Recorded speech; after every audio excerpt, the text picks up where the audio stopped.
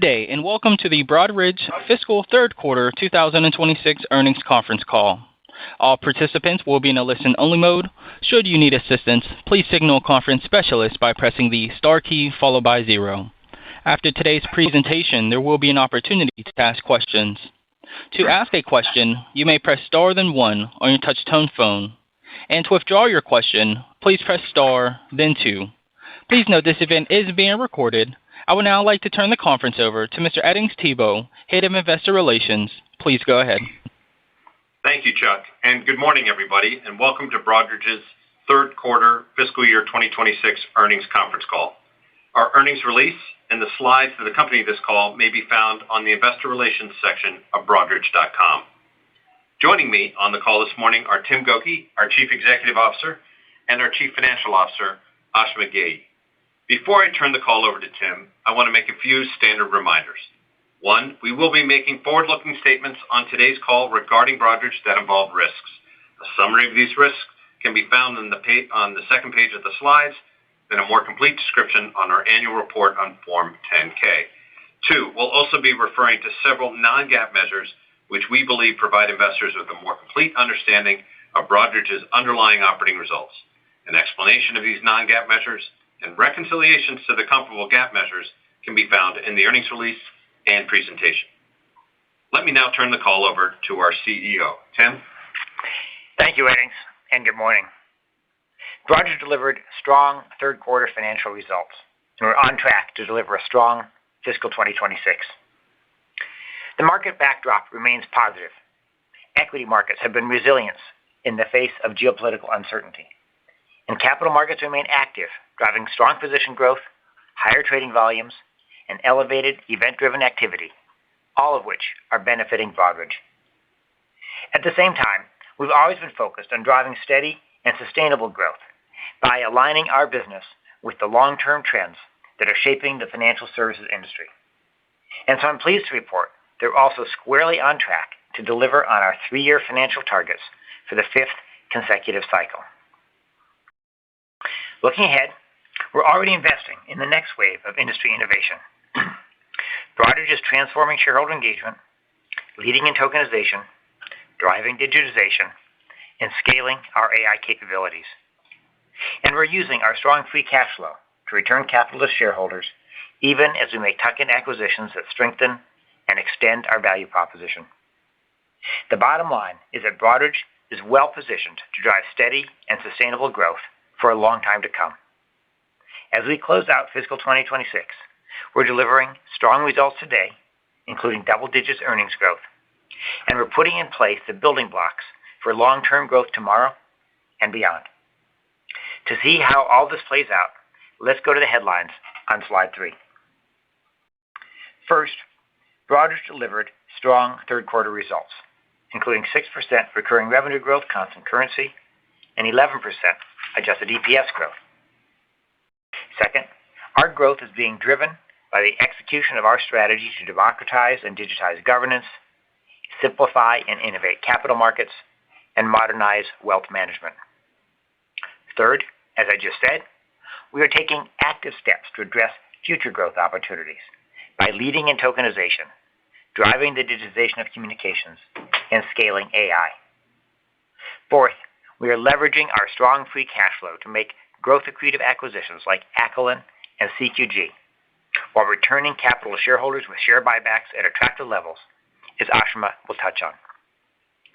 Fifth and last, based on our strong performance, we are raising our fiscal 26 guidance for recurring revenue and adjusted EPS growth to at or above 7% for recurring revenue growth constant currency and to 10 to 12% for adjusted EPS. These results demonstrate the power of our strategy and proven ability to execute. So let's turn to slide 4 to look at the key drivers of that execution, starting with our governance business. Governance recurring revenues rose 8% constant currency, driven by new sales and continued growth in investor participation. Investor participation trends remained very strong, with total equity position growth at 15% and equity revenue position growth of 11%. We continue to benefit from strong growth in managed accounts and steady mid-single-digit growth in self-directed accounts. Mutual fund and ETF position growth was also healthy at 6%, driven by demand for passive funds.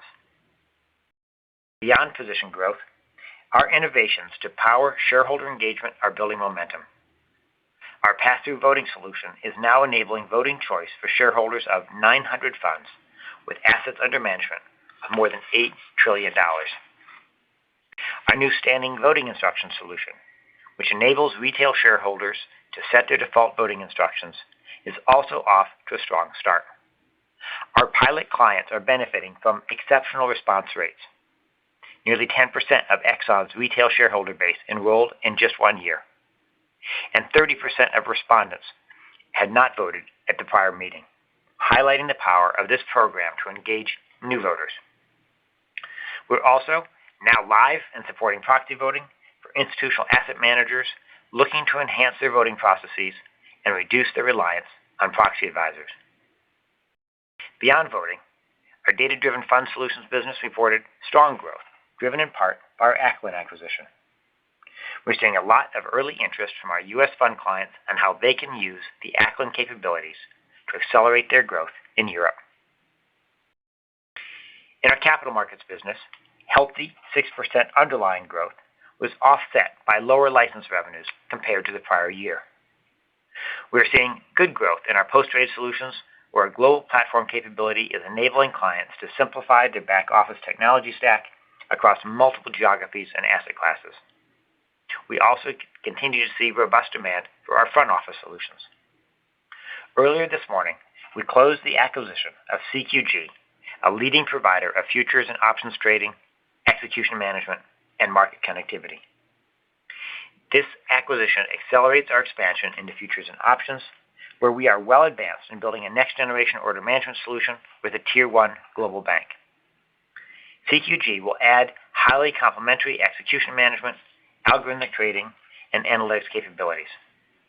Our goal is to create an institutional-grade, end-to-end trading suite for global futures and options, and CQG is a nice accelerator of that strategy. Turning to wealth management, recurring revenue rose 8% in constant currency, powered by strong growth in Canada. We acquired SIS last year to deepen our relationships with key clients and accelerate the rollout of our platform. Now that strategy is paying off with attractive organic growth. We've strengthened our core technology platforms, built connectivity to our wealth components, and I'm proud to announce, just gone live with the first phase of our wealth platform solution for a leading Canadian wealth manager. And as the market continues to evolve, we're leading that change. 2 weeks ago, we announced the launch of our next-generation digital asset platform, building on our unified suite of solutions. The platform will enable Canadian wealth managers to accelerate their offering of digital assets, including crypto and tokenized equities, funds, and alternatives. I'll close my review of our results with sales.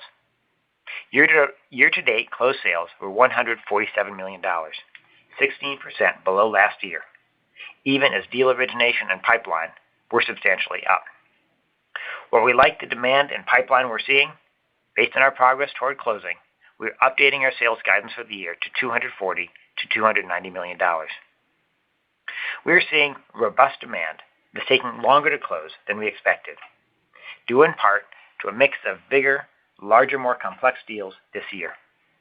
Some examples include wealth platform sales in GTO, and on the ICS side, larger digital transformation sales in customer communications.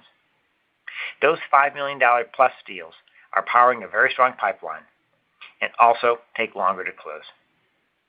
While we're lowering our outlook for fiscal 26, we feel good about the future. The pipeline I just mentioned is higher than it ever has been, well north of $1 billion. And we're seeing our product focus driving new demand. We're enhancing our trading solutions and driving the suite of shareholder engagement solutions I highlighted earlier. We're also building a track record of successful wealth platform and digital communication transformations, while linking more of our solutions to our data platform layer, all of which are driving active client discussions. Now let's turn from the execution behind today's results to what we're doing to drive long-term growth on slide 5. The financial services market is evolving rapidly, driven by the accelerating pace of technology and an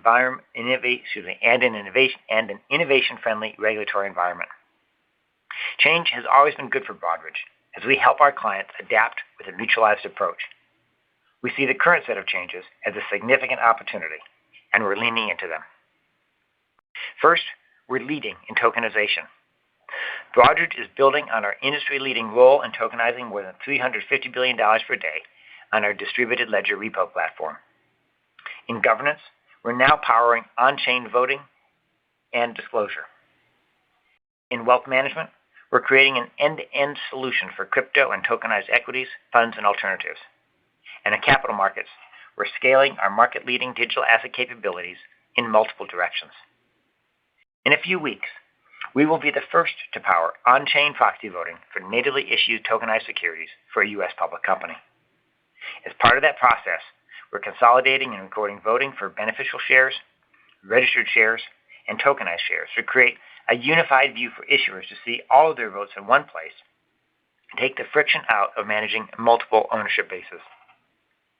In addition, we announced an agreement earlier this week with a leading global marketplace for tokenized real assets, including U.S. equities, to provide proxy voting and other governance activities for their clients. And we're just getting started. Whether shares are tokenized by an issuer or a third party, Broadridge is stepping up to power the governance capabilities for issuers and investors and make tokenized equities real.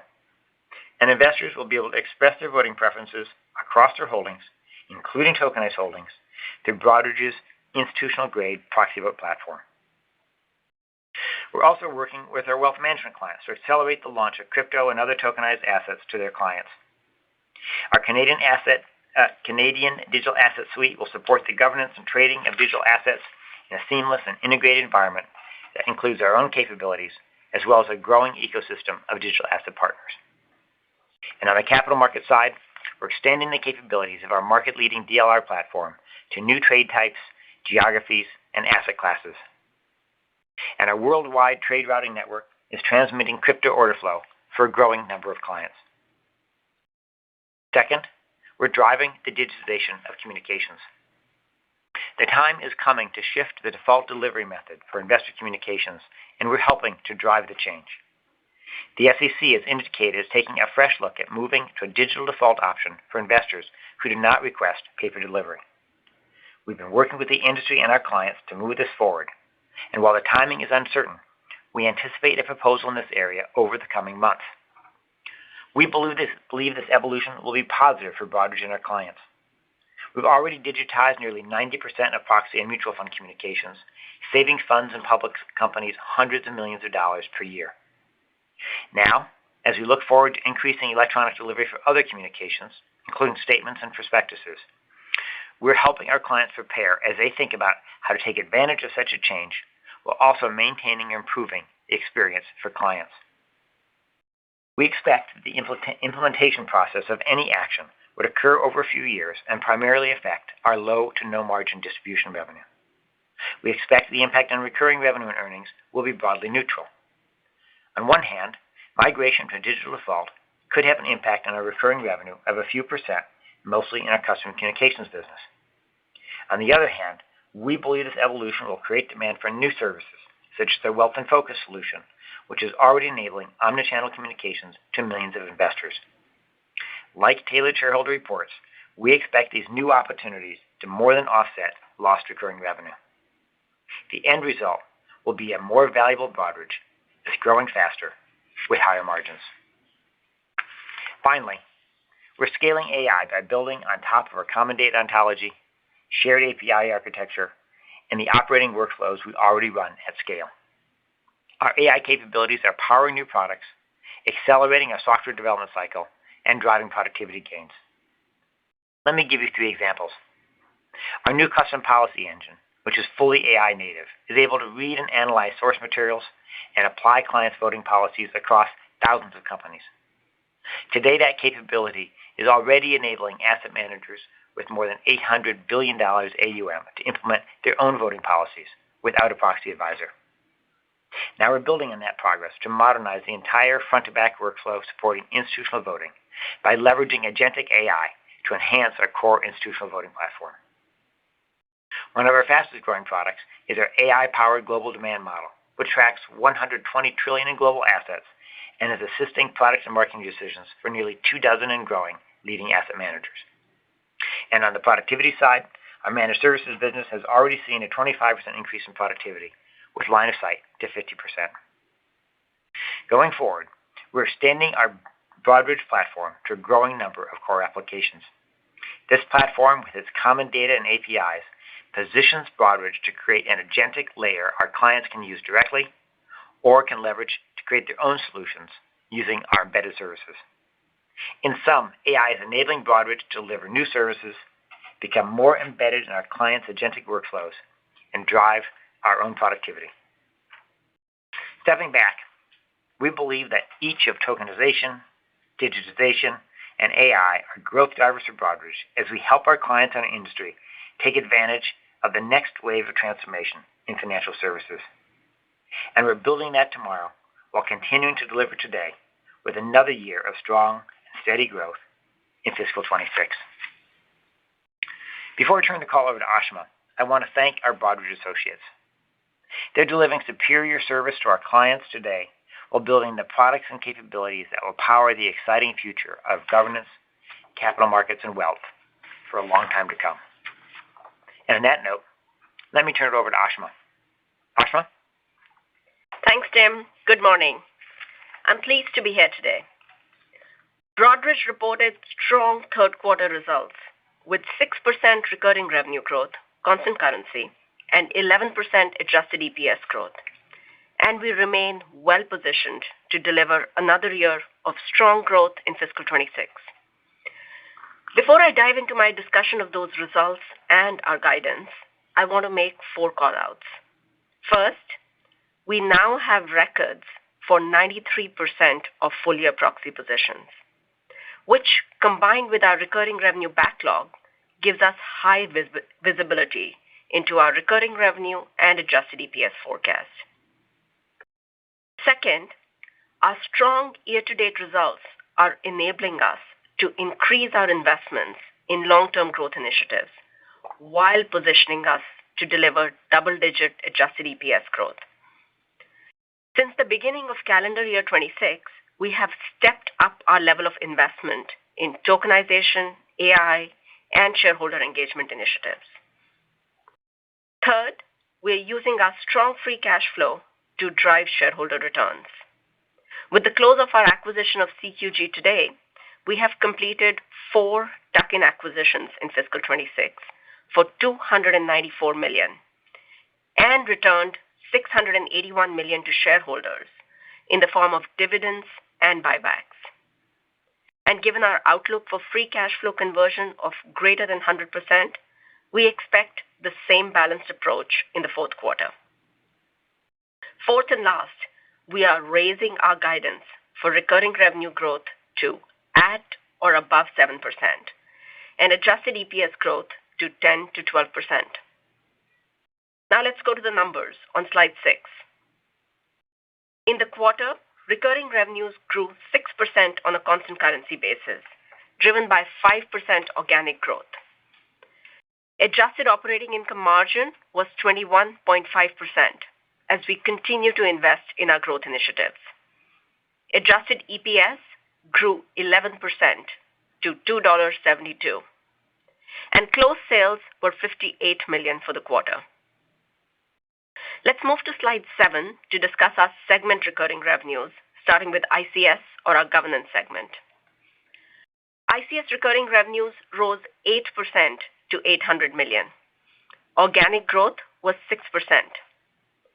Regulatory revenues grew 9%, driven by 11% growth in equity revenue positions and fund position growth of 6%. That strong position growth more than offset the 2-point timing headwind from Q2 I had called out last quarter. Now, looking forward to the fourth quarter, we expect another quarter of high single-digit regulatory revenue growth. This will be driven by a combination of low double-digit equity revenue positions and continued mid to high single-digit fund position growth.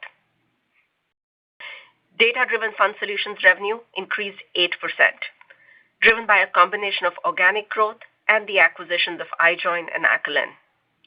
Lower interest income represented a 3-point headwind to growth. Issuer revenues rose 8%, driven by growth in disclosure and shareholder engagement solutions, which more than offset a point of headwind from lower interest income. Customer communications revenue growth was 5%, driven by another quarter of double-digit growth in digital revenues.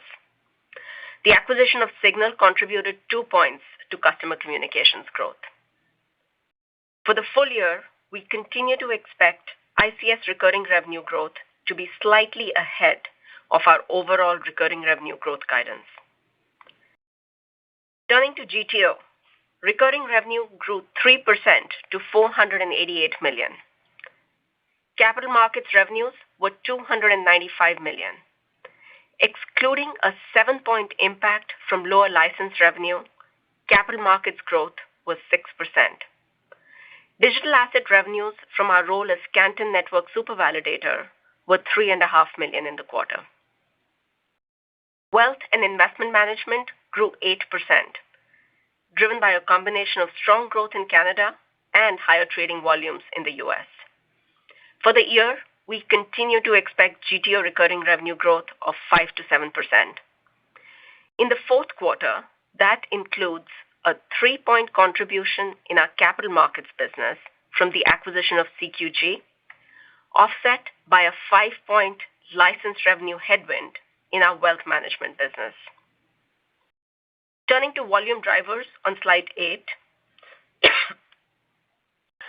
Broadridge continues to benefit from strong growth in investor participation across both equities and funds. Third quarter equity position growth was 15%, including revenue position growth of 11%. As Tim noted, we continue to benefit from growth in managed account strategies. We're now in the peak period for annual meetings, and as of last week, have received records for 93% of proxies expected for the fiscal year. This visibility gives us a high degree of confidence in our outlook for continued low double-digit equity revenue position growth in Q4.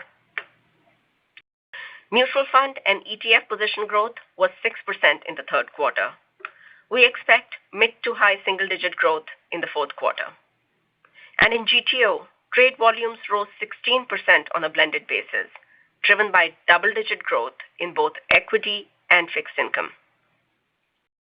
I'll wrap up my discussion of recurring revenues on slide 9.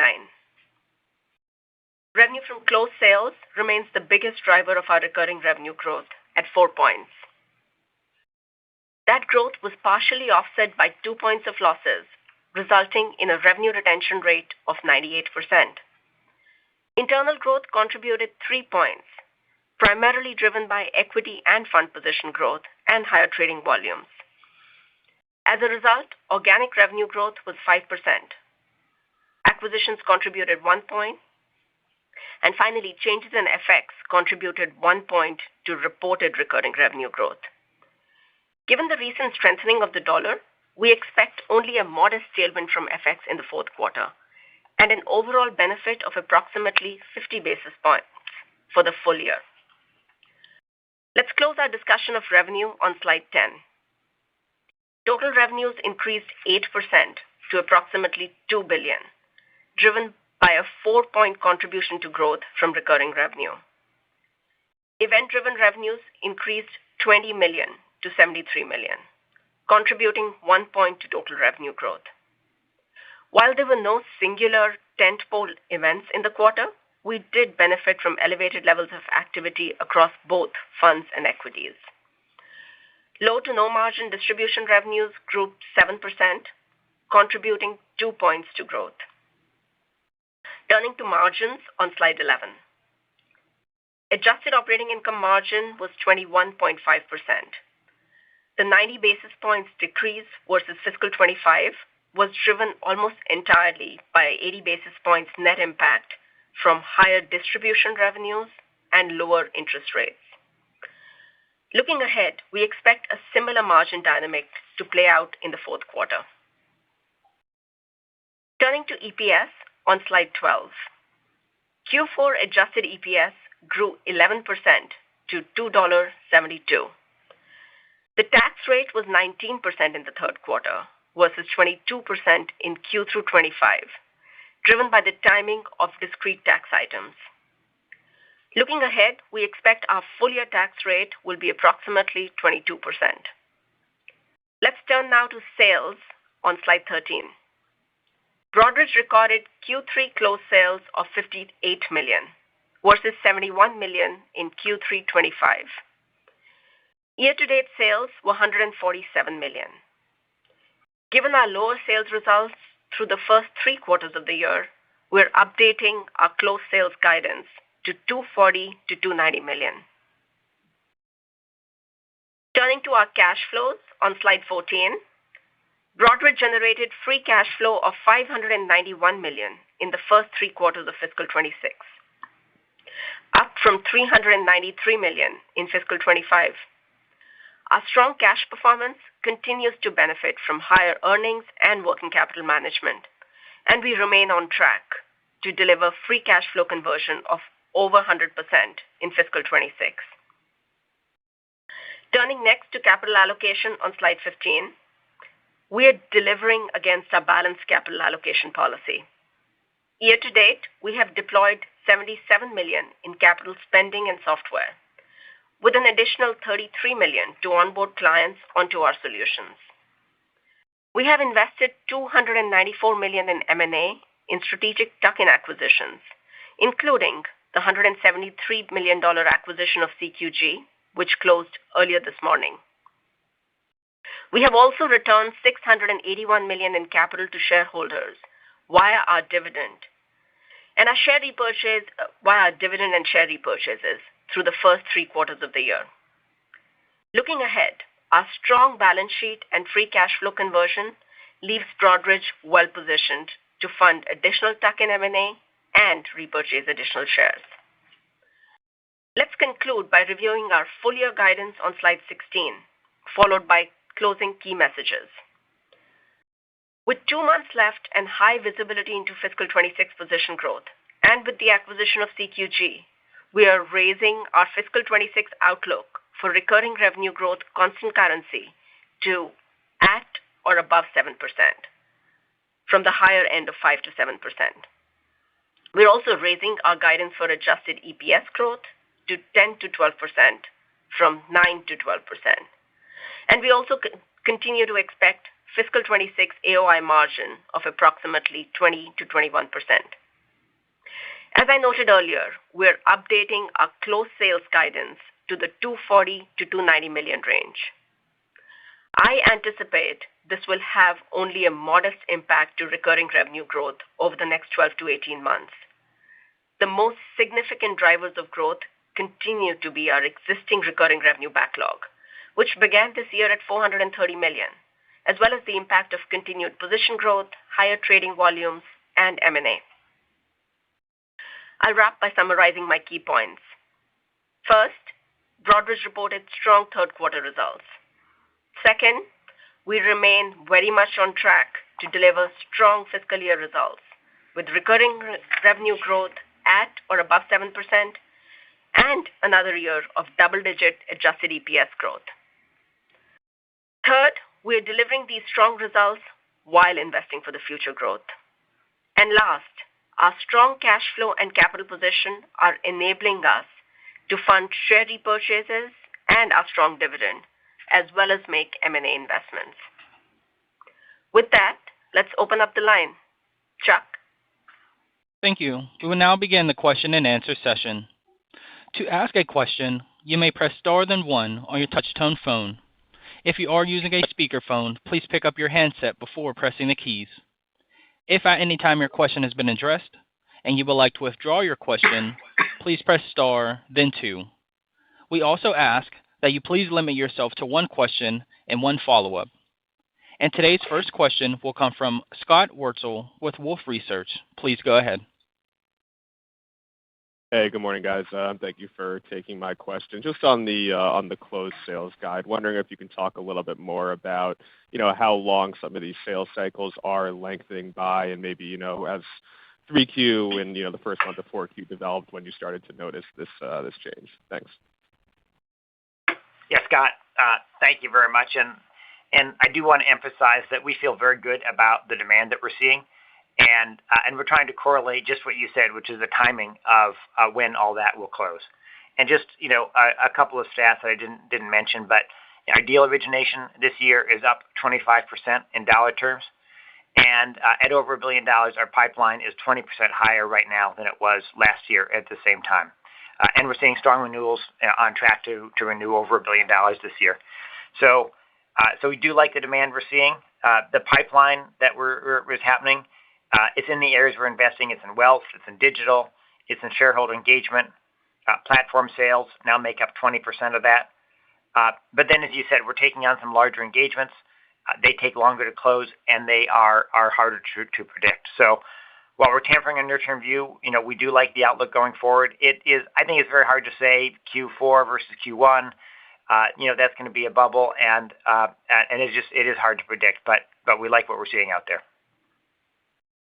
Got it. That's helpful. And then just would love to hear more on just the opportunity with the custom policy voting engine, and just sort of just the broader opportunity there, and how long could this potential tailwind from selling this into the market last for and impact closed sales over the medium to long term here?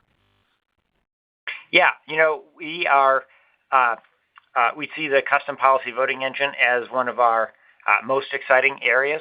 I think there is a lot of concern out there about the role of proxy advisors. It has generated a lot of discussion over the years.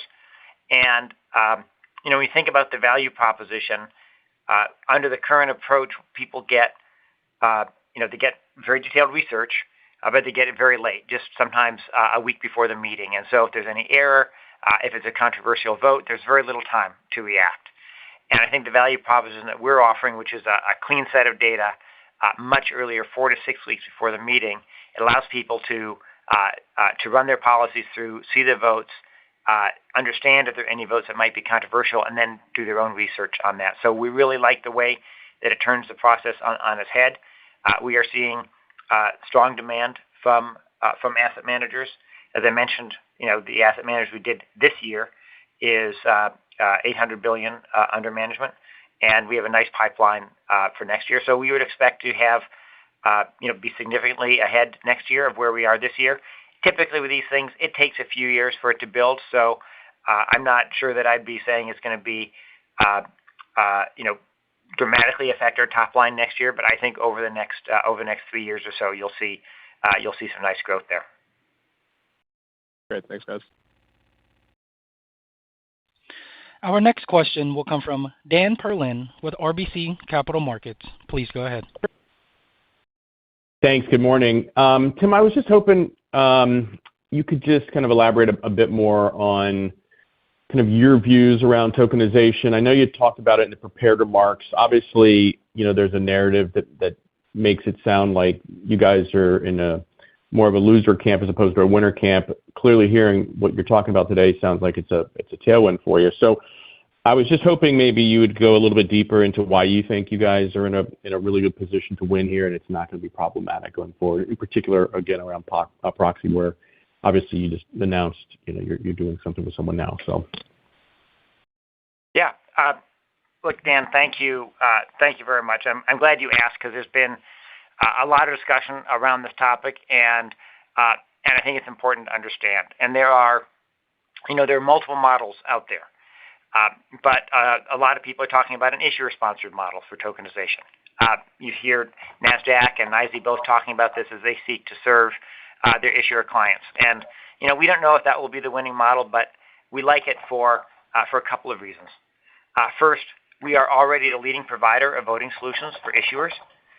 Even beyond the beneficial shares that we serve on behalf of brokers, 80% of large cap companies use us today to solve the complexity of bringing together the beneficial and registered shares. And they do that really at economics that are more attractive than what we see on the regulated side. In the future, with tokenized shares is going to be even more complex because people have their beneficial shares, their registered shares, and now their tokenized shares. And we solve all that with a single pane of glass. So we were really pleased to announce that we're going to be providing the first on-chain proxy voting in May for Galaxy, who is a leading digital asset infrastructure provider. And second, even if shares are tokenized by issuers, they're still very likely to be held at broker-dealers who are already our clients. And we believe those brokers will set this up in a way that protects the privacy of their clients. So in this issuer-based model, we have two ways to win, and we really like it. But that's not the only model. The SEC has talked about three different models, and we're putting in place governance capabilities for each. So there's the issuer-sponsored one that I just talked about. There's also an intermediary-led model where third parties such as brokers and digital exchanges tokenize shares away from the issuer. Again, these intermediaries they're already our clients, and this is going to work very much like today's model. We're working with multiple parties on this, and we'll be making announcements in the near future. And then the last model is a so-called synthetic model, often led by digital exchanges for global investors. And we are pleased to announce just earlier this week that we're enabling this capability for Ondo, who is the leading provider in this space. So really, regardless of where the tokenization is taking place, what's clear is that people are coming to us to talk about how to solve their governance requirements. And as and when tokenized equities begin to get traction, it's going to be because it's drawing in new investors, coin holders, global investors, and that's going to grow investor positions. So that increases the market opportunity for us, and we're leaning into that. So that's the governance side. I'd be remiss if I just didn't point out the other opportunities here, because really, frankly, we think the biggest opportunity is in capital markets. That's where we've been doing quite a bit of investing. When you think about the capital savings from better collateral, from faster settlement, it's going to create higher trading at higher ROEs. We're the leader there today, tokenizing more than $350 billion a day on our DLR platform. That's larger than the entire crypto market. We'll be introducing additional enhancements this year, including real-time repo. We just made an investment in HQLAX to extend our relationships in Europe, so good head of steam there. And then in wealth management. And our wealth clients are increasingly seeing money market funds, privates, and alternatives in tokenized form as something that could be very interesting for their clients. And I think the key here is how do you prevent people from having to put on a lot of costs with a dual infrastructure? How do you enable those tokenized and crypto assets alongside the traditional assets without blowing up the cost?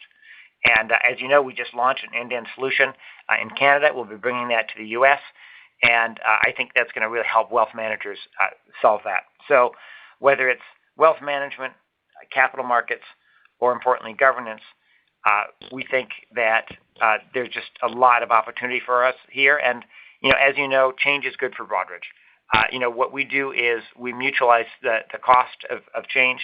We help our clients adapt faster, and this is just another example of that. That is a very comprehensive answer. Thank you, Tim, for that. I really appreciate it. Just a quick one on margins, which I think will probably be a lot shorter, is just thinking through the dynamics, as you say, similar dynamics going into the next quarter. But as Tim just pointed out, there's a lot of good things happening, and therefore the investment cycle. Is it accelerating in terms of investment dollars that are going to be required to capture all these opportunities, and how might that play into our views of kind of how the margin profile of the company might go, let's say, over the next several quarters? Thank you. Absolutely. So I'll start with this year, right, by reiterating that we remain very much on track to deliver on our full-year AOI margin guidance, which is between 20 to 21%. From a margin basis, you've heard me say this before, right? We think about margins more as a means to an end. Our goal has been to take advantage of periods of elevated event activity and strong results to accelerate our investments in growth initiatives while we continue to deliver double-digit EPS growth. This year is a great example of that. Our strong results enabled us to accelerate some of these investments in the areas you heard Tim talk about: shareholder engagement, tokenization, and AI, especially in the second half of the year, all while working within our 10 to 12% adjusted EPS growth. Now remember, with regards to the fourth quarter, you should expect us to do more of that in Q4 as well. And if you look at our updated EPS guidance, that would imply low to mid-single-digit adjusted EPS growth in Q4, which would lead us to a strong 10 to 12% for the full year. That reflects the impact of our expected investments in the quarter. And I'll just add on that you'll hear us this morning talking about a lot of opportunities and the investments behind those, but those investments are baked into all of the forecasts that we're giving. And as we, particularly as we think about the productivity from AI going forward and other things, it's really a matter of how do we get the right mix between investment and delivering to shareholders. But we don't see anything that's going to prevent us from continuing to drive double-digit earnings growth. That's great. Thank you so much. The next question will come from Kyle Peterson with Needham. Please go ahead. Great. Good morning, guys. Thank you for taking the questions. Wanted to start off on some of the work you guys are doing on the repo front with DLR. Obviously, you guys have disclosed the Canton network stats and some of the revenue coming in from that, and it's growing nicely, but still small. But just wanted to see what some of the other products or capabilities you guys are looking at, and kind of how we should think about the evolution of your work on repo and potentially into other asset classes, and potential other ways to monetize the Canton network. Yeah, Cal, thank you very much. So we're really excited about this product and what it means for the broader theme of tokenized securities and really optimizing collateral. And as we said, we did a little over $350 billion a day in March, which is 4x what our volume was last year. We're clearly the leading at-scale platform, and we have a series of signed clients that are in the process of being onboarded. As I think about our roadmap, we have a pretty well-defined roadmap here in terms of moving from intercompany to intercompany.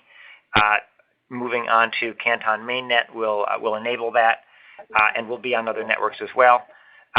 Bringing in real-time capability, and we think the opportunity there with real-time capability is to enable new trade types that don't exist today. And you think about today, repos largely funds it's a treasury function that funds the company, funds the balance sheet, and when we think about the possibility of that moving to a desk level function that could fund individual trades is pretty exciting. So we think the the functional dimension in terms of intercompany and real time.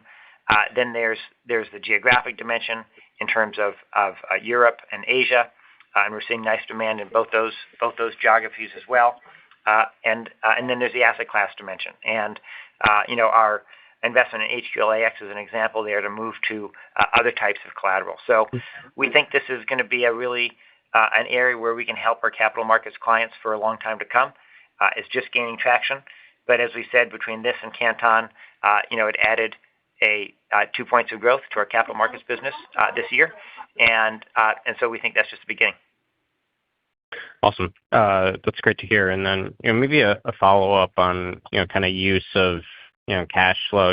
Historically, you guys have been extremely consistent between whether it's CapEx and shareholder return and M&A, but with cash, especially kind of free cash flow generation trending towards the higher end of the ranges this year. Just want to see, are you guys willing to be opportunistic and maybe step up the buyback, given that the market does seem to be misunderstanding kind of your role in tokenization and some of these other growth initiatives? Or do you guys think you'll just continue to be stick to the historical plan? Just want to gauge on how opportunistic you'd be willing to be on the buyback. Yeah. So, I'll start off with agreeing with exactly what you said. We have strong cash flow. We're in a great capital position. That's a great place to be right now, right? I will also say we do remain committed to balanced capital allocation. And just as a reminder, what that means for us is maintaining our investment-grade credit rating, making internal investments to drive organic growth, paying a strong dividend, growing in line with our earnings, pursuing attractive M&A, and then share buybacks in that order. And fiscal 26 has been a great example of that approach in action for us. Since the beginning of the year, we've already invested close to $300 million to make 4 strategic tuck-in acquisitions. We've returned $681 million to shareholders, which included $350 million in buybacks that we've done already. And we continue to be in a strong capital position, right? We're sitting at a leverage ratio of 1.9, which is below our target range of 2 to 2.5x right now. Given our forecast for free cash flow, we're on track to deliver more than $1.1 billion for the full year, which essentially leaves us with ample capacity to do both potential M&A and share buyback in Q4, which I agree with you. The share buyback levels are quite compelling right now. I'll just add, Cal. I think we have stepped up this year. It's likely to be a record for us in share buybacks. And at the same time, we've seen some very unique opportunities on the M&A side that really add to our franchise and have represented also unique value. So, we're looking at each M&A opportunity pretty keenly, relative to our own shares.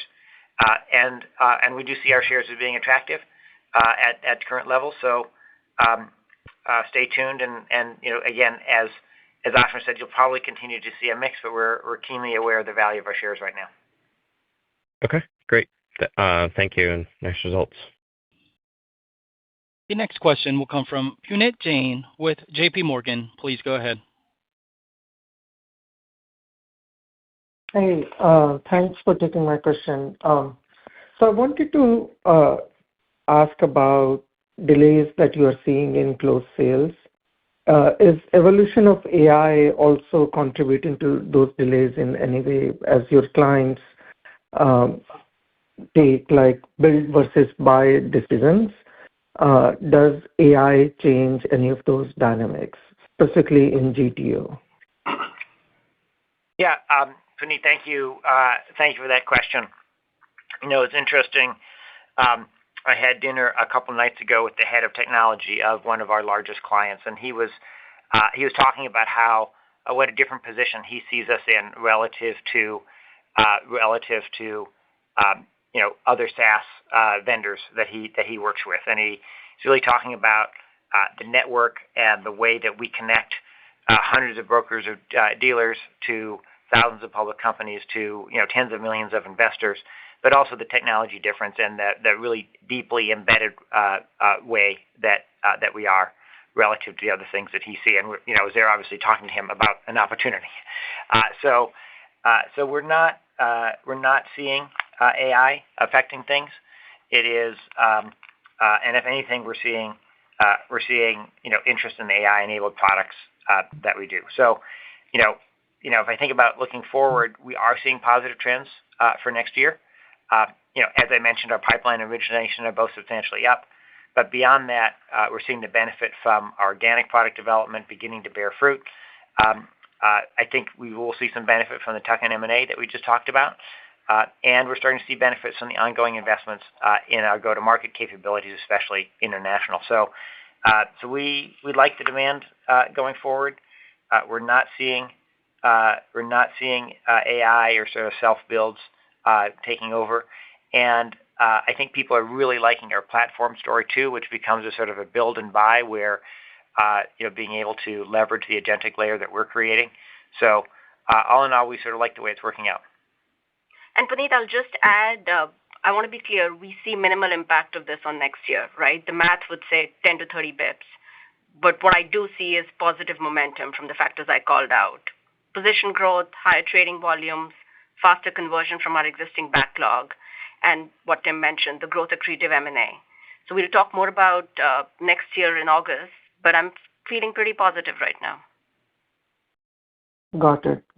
No, yeah, I understand. Many of those deals are long cycle deals. And right. Second, somewhat related to the first question, as AI generates productivity in software development as well as in managed services expenses, are any of those dynamics driving any pricing pressure for you?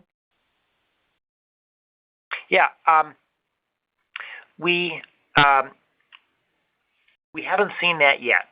We are, it is, as we talked about, it is the improvements in SDLC are certainly helping us innovate faster and bring new products forward faster, as we did with Custom Policy Engine, the Global Demand Model, the Institutional Voting Platform, all of which are leveraging AI, in the way they work, but also in how we develop them.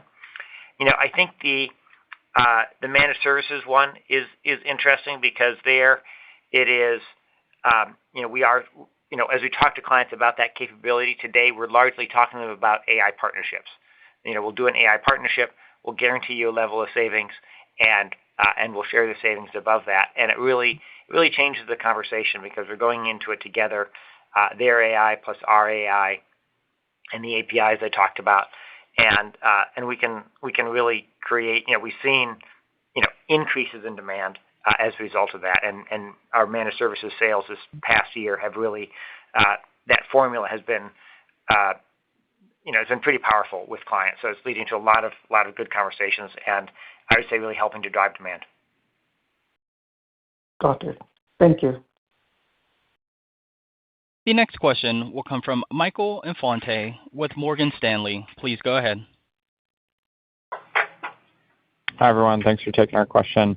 Ashima, you alluded to the fact that you feel comfortable about fiscal year 27 recurring revenue, even with the lower closed sales outlook based on backlog composition and conversion of revenue, along with some of the position growth factors you cited.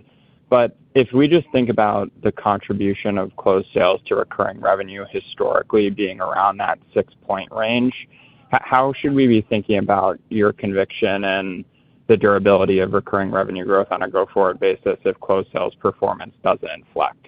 Thank you. Yeah. So, Michael, I'll answer in two parts, right? I'll talk about what gives me conviction of, one, I'm not giving you any guidance for fiscal 27 right now. I want to be very clear about that. We'll come and have that call in August. My aim was to give you a little bit more color on the drivers that we see as allowing us to continue to see strength in recurring revenue growth. And those drivers specifically were, we have early indication on volume trends, which continue to look good even for our first half position testing for next year. Our backlog continues to look good. And in addition, I expect the acquisitions that we've made this year to contribute to both reported growth and organic growth over the course of next year. Specifically on sales, if you look at, even if you look at the difference in guidance that we had previously versus what we have right now, that implies only from a midpoint perspective, that implies only a $40 to $45 million delta. Given our conversion cycles across our ICS and GTO product, you would expect only a fraction of that to convert over the next year, which is why I called out the impact of that would be 10 to 30 basis points at most, right? Which is why, given all the other positive drivers that we're seeing with volume trends, backlog, acquisitions, and the internal growth in the business, I feel good about where we will be for next year. It's helpful. And then just on the Galaxy announcement, what's the gating item to seeing more Galaxy-like announcements in terms of your on-chain efforts? How closely are other corporates, including non-crypto-oriented businesses, monitoring that? And are there other parts of their infrastructure stack or other businesses like them in terms of their infrastructure stack that you intend to leverage over time? Thank you, guys. Yeah, thank you on that. I think, first of all, just the last part of it, will there be others that we leverage? Absolutely. We'll be partnering with everyone. We'll be integrating into all the various wallets. So I think this when you think about how this will work, there will be I think a pretty broad ecosystem of partners. And the great news, as I talked about earlier, is that pretty much everyone we talk to in this area, when we talk to them about how we can help make this real, they're very interested in talking to us, very interested in integrating and partnering, and so we've really been pushing on open doors in terms of that. So I think the gating factor on more announcements is just really how fast we can talk to people, and we're doing that, and we're expanding our capacity to talk to partners to make sure that we can basically meet all the demand for that. I think in terms of how fast this will go with other companies, it is a little bit less clear. We do know of some companies that are in the pipeline that we're in discussion with. So far they do tend to be other companies that are in the sort of digital asset ecosystem. They're more focused on this than others. I think it will really be a matter of companies if they're not in the digital asset ecosystem themselves, they do this to raise capital at good rates. And so is a chicken and egg question in terms of, is there supply from corporates, is there demand from investors? You could imagine as a sleeve, if you're able to attract global investors through this, having a sleeve of this in things. I think it'll be, and I don't have any knowledge of this at all, but you think there's some very large IPOs that are coming later this year. I haven't heard any hint that any of those are going to have a tokenized sleeve, but if they did, that would certainly be an impetus to the market.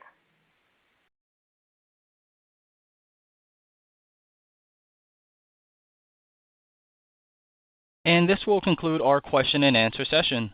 I would like to turn the conference back over to Mr. Tim Gokey for any closing remarks. Please go ahead. Yeah, I just want to thank everyone for joining us this morning. We're really excited about the story that we have right now, the way we're delivering results today, but also how we are really helping our industry at a moment of key change. And as I said a couple times on the call, we think change is good for Broadridge.